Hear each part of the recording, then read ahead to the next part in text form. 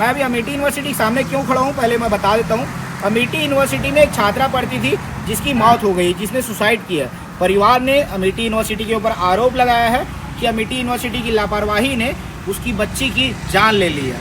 क्या कुछ पूरा मामला है मैं आपको बताता हूँ। अमेठी यूनिवर्सिटी में कुछ दिन पहले एक घटना घटती है। अमेठी यूनिवर्सिटी बताता है अपने जितने भी छात्र आते हैं, जितने भी एडमिशन लेने आते हैं बच्चे, उनके परिजनों को कहता है कि अमेठी यूनिवर्सिटी के जो रूल है, जो रेगुलेशन है, जो सिक्योरिटी है वो बहुत ही ज़्यादा टाइट है।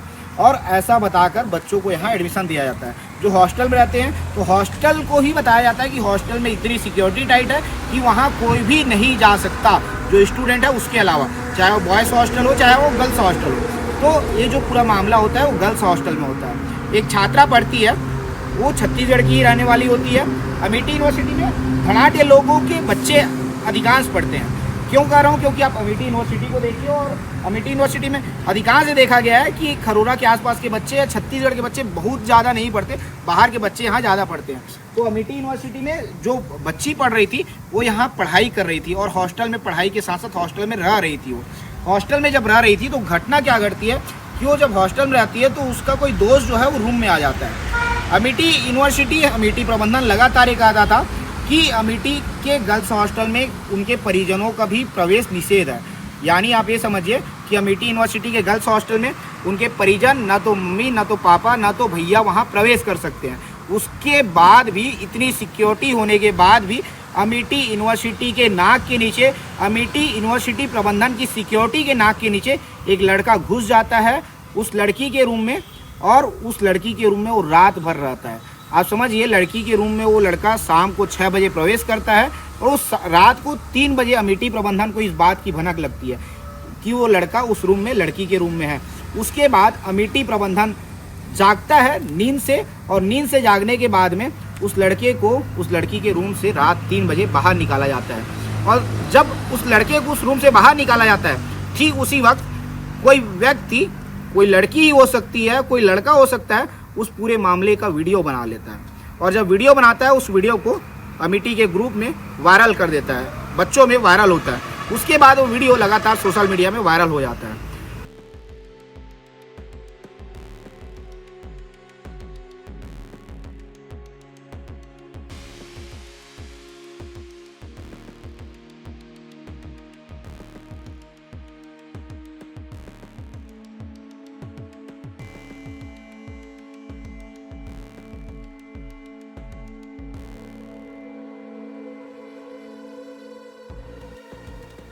और इस बात की जानकारी अमेठी प्रबंधन न तो लड़के के परिवार को देता है, न तो लड़की के परिवार को देता है। अमेठी प्रबंधन लड़के के परिवार को फ़ोन करता है और बोलता है कि हम आपकी लड़की को आपके घर भेज रहे हैं। वैसे ही अमेठी प्रबंधन लड़के के परिवार को उसके घर भेज देते हैं। शनिवार की घटना होती है, लड़की को उनके घर भेज दिया जाता है और लड़के को उनके घर भेज दिया जाता है।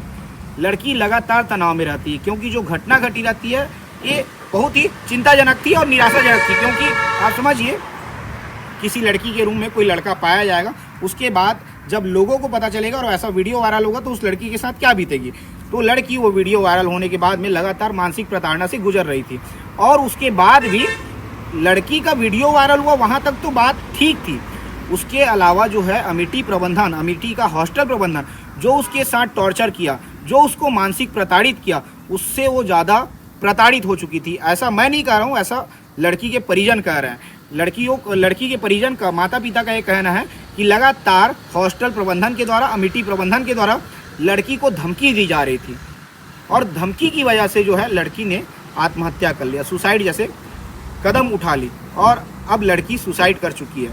सुसाइड तो लड़की कर चुकी, लेकिन उसके बाद अमेठी प्रबंधन के ऊपर कोई कार्रवाई नहीं हुई, किसी प्रकार का कोई FIR नहीं हुआ है। लड़की के परिवार वाले लगातार चाह रहे हैं कि अमेठी प्रबंधन के ऊपर FIR हो।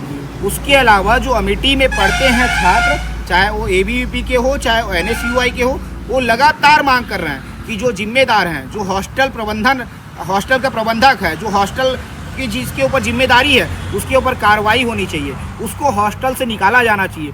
अभी तक ऐसे किसी के ऊपर कार्रवाई नहीं हुई है। और बड़ी बात बता दूं, अमेठी प्रबंधन ने इसके लिए टीम गठित किया। ये जो घटना घटी उसके लिए टीम गठित किया अमेठी प्रबंधन ने। जब अमेठी प्रबंधन ने टीम गठित किया उसमें भी उस टीम का निर्णय आता है कि इस पूरे मामले की दोषी कोई है तो छात्रा है। अब आप सोचिए, जो छात्रा स्वयं सुसाइड कर ली है, जो छात्रा स्वयं आत्महत्या कर ली है, उसको ही ये अमेठी प्रबंधन जो है जिम्मेदार ठहरा दिया।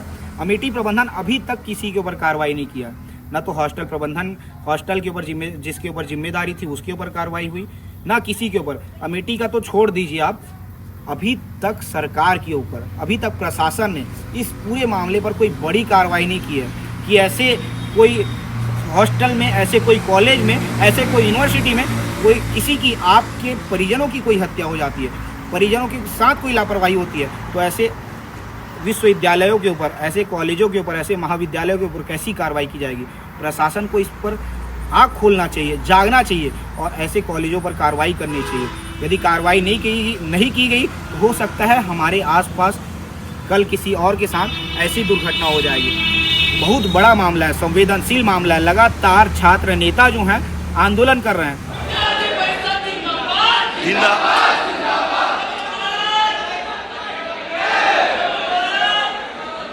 जिंदाबाद, जय।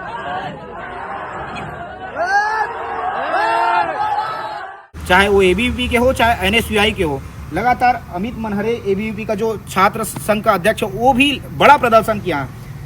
सैकड़ों की संख्या में छात्रों के साथ में यहाँ प्रदर्शन किया गया। उसके बाद भी, और बड़ी बात बता देता हूँ, आप इस खबर को अधिकांश मीडिया समूह में नहीं देखेंगे, क्योंकि ये अमेठी यूनिवर्सिटी जो है ऐसे मीडिया समूह को विज्ञापन देती है, इसलिए कि ऐसी खबरों को दबा सके, ऐसी खबरें कोई मीडिया समूह ना छाप सके।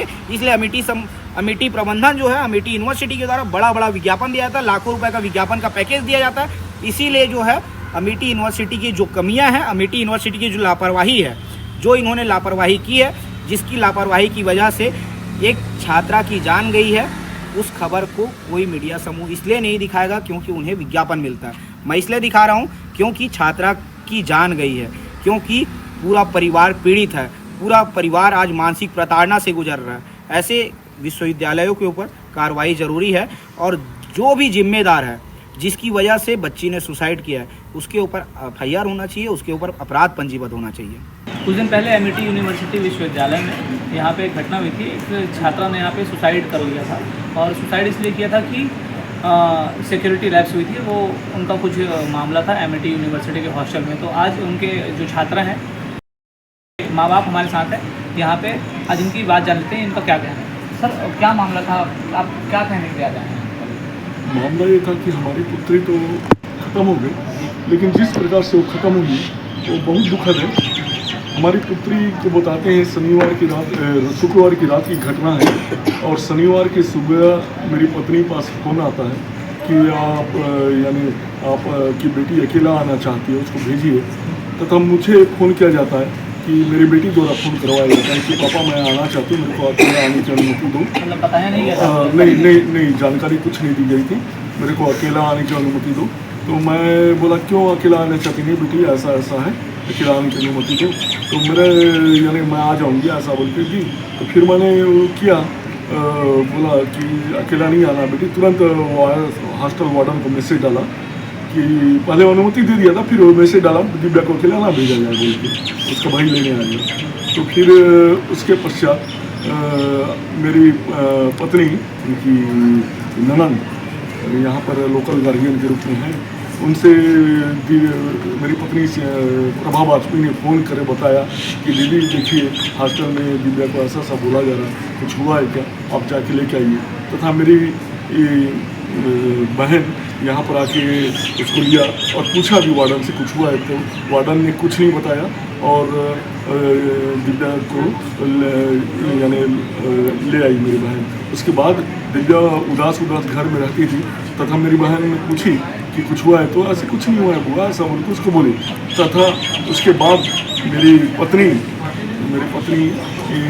ने उसके पश्चात शुक्रवार सोमवार की सुबह फिर रविवार को मेरा लड़का रात के 7 बजे जगदलपुर पहुंचा, और उसके बाद सोमवार के सुबह कितने बजे फोन आया?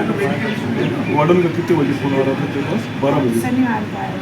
और 12 बजे से वार्डन द्वारा क्या बोला गया? 12 वार्डन ये बोले कि हम इसको यहाँ पर ना मीटिंग चल रही है, बहुत कुछ हुआ है। क्या हुआ है बताओ? तो बोली नहीं, हमको अनुमति नहीं है, अभी हाई लेवल में मीटिंग चल रही है, हम विद्या को भेज देंगे। अरे किसके साथ भेज दो? बोली नहीं, अकेले जैसे आती वैसी जाएगी ना। बोली आज तक अकेले नहीं आई है ना, गई है, उसको लेने जाते छोड़ने जाते हैं। तो बोली नहीं, हम भेज दे रहे। तो उसको खूब परेशान किए कि जल्दी करो जल्दी करो।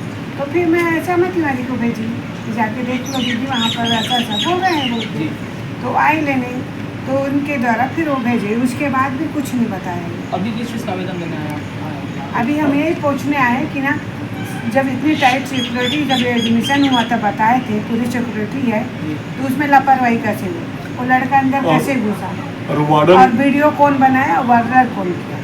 वीडियो बनाया गया और इसके वायरल जो किया भी जिम्मेदार है, वो गया सब तथा जो भी मेरी बेटी के रूम में वीडियो वायरल हुआ, वो लड़का रूम वार्डन लूँगा रूम से निकलता हुआ दिखाया गया तथा मेरी बेटी और मेरे ऊपर चरित्र हनन का आरोप मीडिया के माध्यम से लगाया जा रहा है या अन्य माध्यम से लगाया जा रहा है। तो हम परिवार अपने आप को बहुत पीड़ित महसूस कर रहे हैं और एक हमको सही न्याय मिले, इसके लिए हम प्रशासन और अमेठी प्रशासन से दोनों से आग्रह करते हैं।